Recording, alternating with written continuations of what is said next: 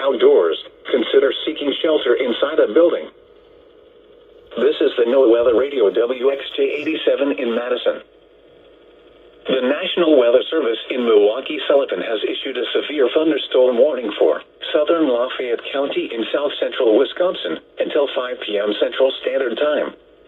At 4:13 p.m. Central Standard Time, a severe thunderstorm was located near Galena, moving northeast at 50 miles an hour. Hazard, quarter-size hail.